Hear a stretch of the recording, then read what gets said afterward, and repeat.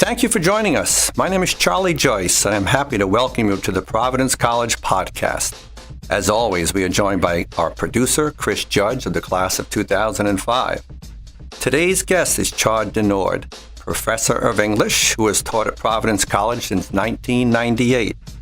Chard is the poet laureate of the state of Vermont and an award-winning poet whose writing expertise includes contemporary American and international poetry. In 2012, he was named the recipient of the Joseph Aracino Faculty Teaching Award, which is PC's premier teaching honor. Chard is the co-founder of the New England College Masters of Fine Arts program in poetry. He also is the author or editor of, get this, 8 books, including 5 that feature his own poetry. His newest book, I Would Lie to You If I Could, Interviews with 10 American Poets, was released this month by the University of Pittsburgh Press. Chard, welcome to the podcast. Well, thank you. Very, very good to be here. Poet Laureate of Vermont. That's quite some honor. Tell us how that came about, and how long does one typically hold this position? It's a position that lasts 4 years, and the Vermont Council of Arts spends about 2 months at the end of each tenure for the poet laureates to decide on the new one. And so I had no idea that this was going to happen. They just called me up one day when I was on vacation in August, about 3 years ago, and asked me if I would like to be the next poet laureate. And I paused and almost thought the phone call was a joke, but then I realized it was for real, and I said yes. That's awesome. I would imagine that readings are a big part of a poet laureate's responsibilities. What are the expectations, Chard, of the position, and with whom do you interact? Well, that's a great question. The Vermont Council of Arts and the folks who came up with this idea, Robert Frost was the first poet laureate, and then there was an interim of about 20 years or so before they chose the next poet laureate, who was Galway Canal, and there have been about 7 since. But they didn't come up, and I think this was wise, with a resume, with a job description for this position, and left it up to each poet laureate to decide on his or her own.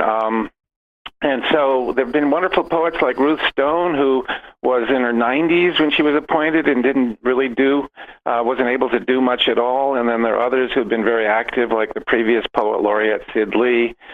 So each poet laureate comes up with his or her own ideas, I mentioned. And some of my ideas have been to give as many readings as I can and to really just listen around the state to students and people interested in writing poetry, also people who wonder about the role of poetry in the state and in the public arena in general.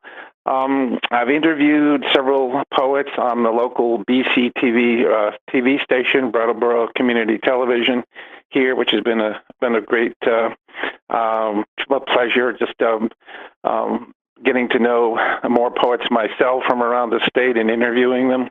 I've written articles almost on a monthly basis for the papers in Vermont on the topic of poetry. I've also edited a new anthology of Vermont poets called Roads Taken, from Frost poem, of course, contemporary Vermont poetry, that includes about 96 Vermont poets who've either lived here or who have lived here for at least 5 years and published a book of poetry that's with a non-vanity press, and a number of other activities. Whatever sort of invitation comes to me, I'm pretty open to talking about poetry around the state. Well, it sounds like it's quite a bit of fun. And as a faculty member, do you find it difficult to juggle responsibilities, being a professor as well as being having this other great sideline as the poet laureate for the state? Is it overwhelming or rewarding at times? It is a little overwhelming at times. I've lived in Vermont since about 1989 and continue to live here. I stay in Providence about 3 or 4 days out of the week, teaching, and of course I'm commuting a lot. But the position has actually really inspired me to write more and to think actually a lot more about possibilities in my teaching. As it is sometimes, it's really been, I think, a boon to both my own writing and to my teaching as well. Wonderful, wonderful. Before we talk about your new book on the interviews with the contemporary American poets, let's talk a little bit, Chard, about your own poetry. Sure. Since 1990, you've written 5 books, as I mentioned earlier. Would you describe them more as theme specific, or are they more collections? And would you happen to have a favorite among the 5? Well, as far as the books are concerned, that's always tough when I'm selling books. That people often ask me, "Well, which book is your favorite?" And which book would you? And I feel like a pretty poor judge of that, actually. At the end of the day, I love poems in all of them, but I also, as soon as I write a poem or a book, I try to put it behind me and look toward the next book. So I'm not really sure which book is my favorite. I think I love certain poems in all of them. Certainly not all of the poems. I think I would maybe go back and take a few out here and there. My last book, which was called Interstate, that the University of Pittsburgh published, has several poems that I like a lot, and the title comes from just driving the interstate from Putney down to Providence once or twice a week. But it's also my interstate. So there's a double entendre there that I think works pretty well. I guess the best way to answer that question, and now that I think about it, is the next book that I'm involved in writing, and I'm not, sure what final form it will take. But it's important for every poet and writer in general to really believe in the next book almost more than the past books that he or she has written. How would you describe your style as a poet? Well, I started out as a pretty formal poet. That is, I wrote in blank verse, and I like to rhyme a lot. I felt it was important to learn the craft of poetry, especially some of the more traditional forms. And since then, that was since the publication of my first book back in 1990, I've written a lot of free verse poems as well, and my subjects have a lot to do with the landscape here in Vermont and elsewhere. I grew up in the Blue Ridge Mountains of Virginia, so there's several poems about the landscape where I grew up. So there's a lot of poems in there too about love and loss, and also teaching. So I never quite know until I start writing, and I often start writing by free associating where my muse is going to lead me. Well, if I can pursue that a little bit more and get inside your mind a little bit, Chard, as a poet, certainly a prolific one, how do you actually go about composing? Do you reflect a lot? And you were making mention earlier to the Interstate book. Do you put a lot of thoughts together when you feel inspired? Well, I keep a notebook, and poetry usually starts. Or a poem usually starts with a spark, some sort of intellectual or emotional spark, and it could sound very ordinary or quotidian at the beginning. You could just I can just look out the window and see something a little differently each day, and write something down. And so much is in the language of an observation or a thought about something that leads to another thought. And of course, the first draft of a poem often looks completely different from the final draft. But it's that energy that carries. I think every poet really writes this way. Carries you along, and then you want to find the music, the verbal music in that observation or first thought that leads somewhere else, so that it hopefully becomes memorable to the reader. Great, great. And now, if you don't mind, this would probably be a good time for you to do a short reading of one of your works. So what have you selected for today?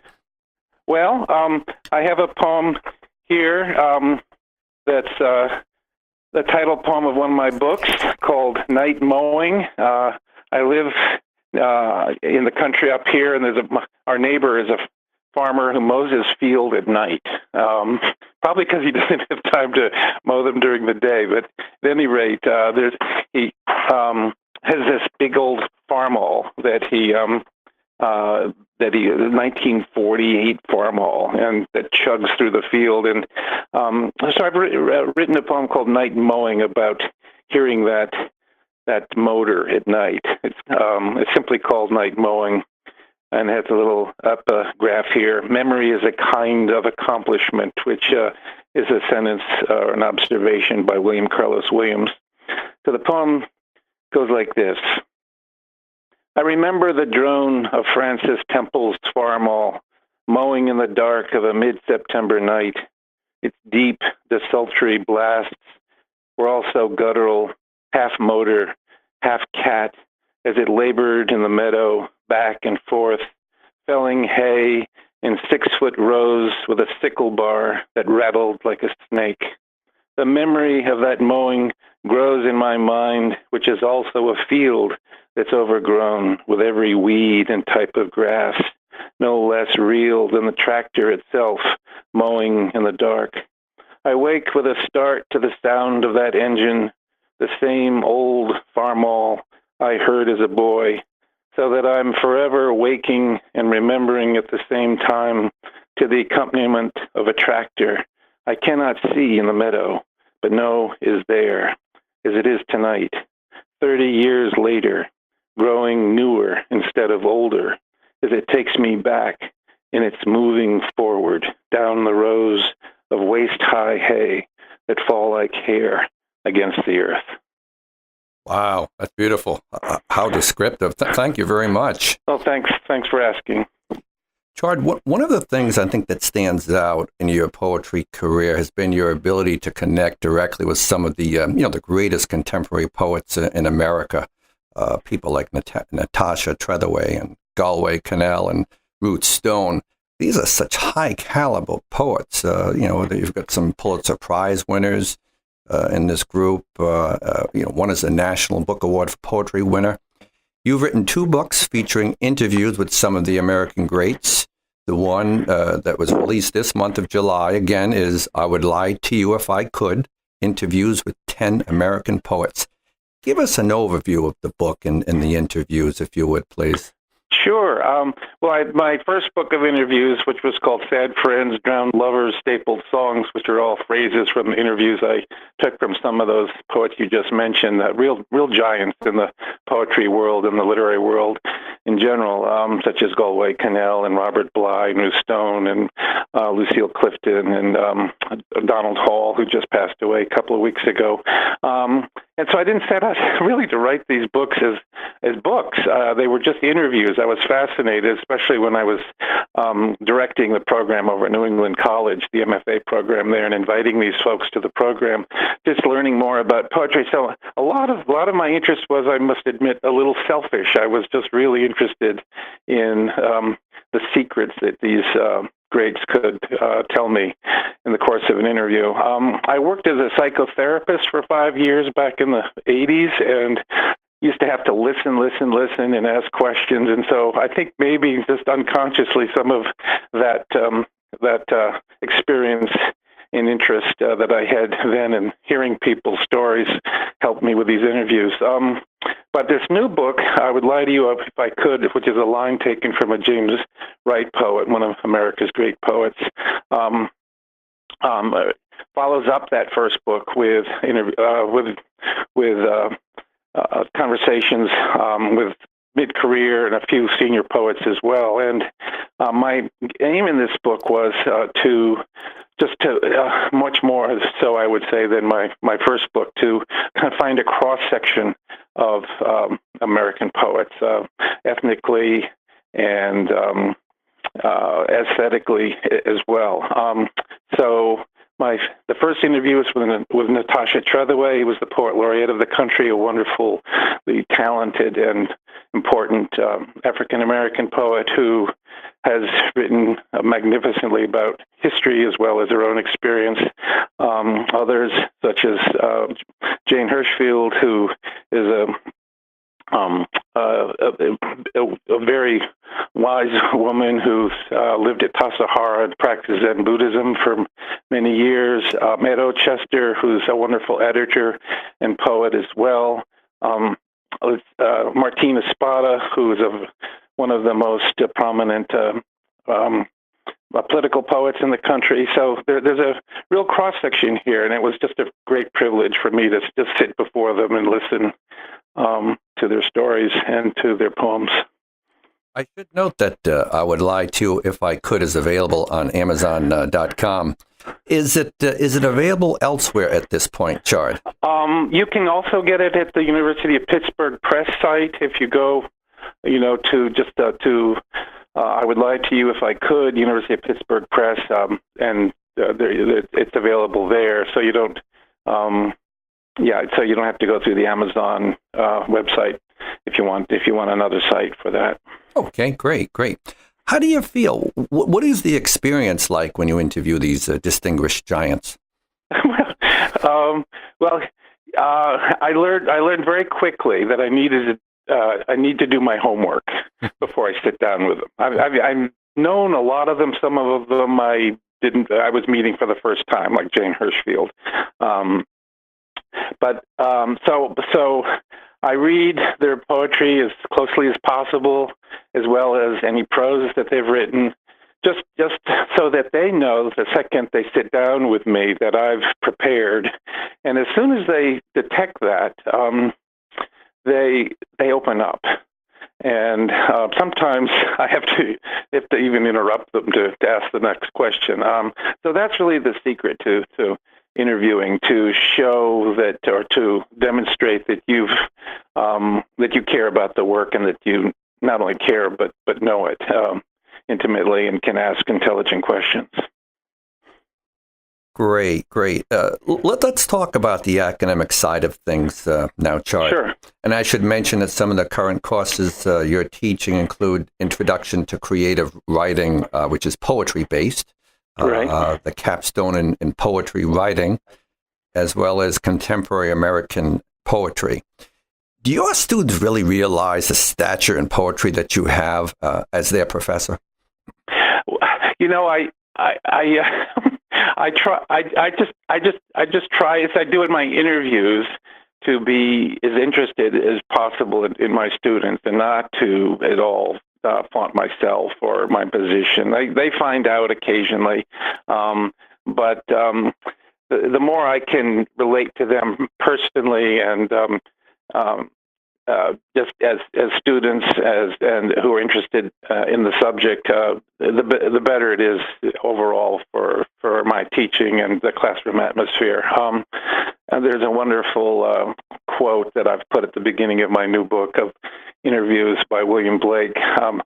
The most sublime act that one can commit is to set another before you. And so that's always a humbling experience, and it's essential and paramount to, I feel, for my own teaching as an ongoing practice.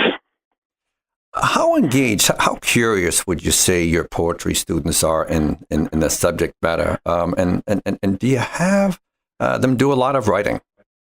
Yeah, I mean, I try to get them to write as much as possible, and a lot of them have never written before, so it's a new experience. Unfortunately, both poetry and poetry writing isn't taught as much as it should be at the high school level.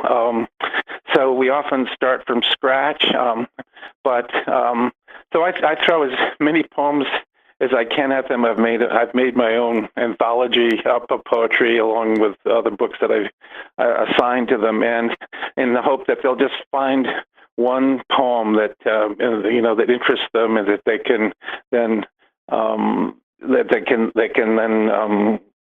discover other poems from, and just have the confidence that this is essential language that they need to, or the news that stays news, as the poet Ezra Pound once said, that can be instrumental and important in their lives, not just in college, but forever. Chard, interestingly enough, your path to the world of poetry was not exactly straight. You were born in New Haven, Connecticut, grew up in Lynchburg, Virginia, and as you get older, you had a couple of career or life leanings, and you almost became a religious. Give us a little bit of that backstory. It's pretty interesting. Well, thanks for asking about that. I'm still wondering about that myself. How I ended up here. I started out in pre-med in college at Lynchburg College, where I went. My father's a doctor. My grandfather and grandmother were doctors, and my cousins and my uncle and aunts and so forth. So there was a huge amount of expectation for me to become a doctor as well. But I wasn't a terrific student in pre-med, and I was good in biology, but not so great in chemistry or math, getting B's, and I wasn't enjoying that major as much as I was just reading in general. And I shifted my major over to religious studies my sophomore year. Had some wonderful professors who encouraged me, and I did pretty well in that major with a minor in English. Went on to divinity school at Yale Divinity School. But my senior year in college, I was very fortunate, along with my wife, to meet Dorothy Day and live with Dorothy Day at the farm in Tivoli, and she had an enormous influence on me, and I think also helped encourage me to go to divinity school. And then I was advised by my bishop. I was in the Episcopal Church then, to take a few years off. He said, you don't want to just jump right into the ministry and do funerals and weddings when you haven't had a little experience, which was great advice. I ended up working in a mental hospital for 5 years as a psychotherapist, or both on the inpatient unit there in New Haven and outpatient, and that was an enormously important experience. But I was writing also at the same time, trying to make sense of my life, as well as what I wanted to do. I applied to the Iowa Writers Workshop and was very fortunately accepted there, and that really was the provenance of my writing career and teaching. So I discovered I love teaching as much as writing out there, and just have continued ever since. Would you say that workshop, was the biggest inspiration or influence for you in terms of your interest in poetry, or were there other factors? Well, I was pretty much on my own up until then, as far as just as writing. I didn't know many other poets, a few, but not that many, and I really needed to apprentice under several really strong poets.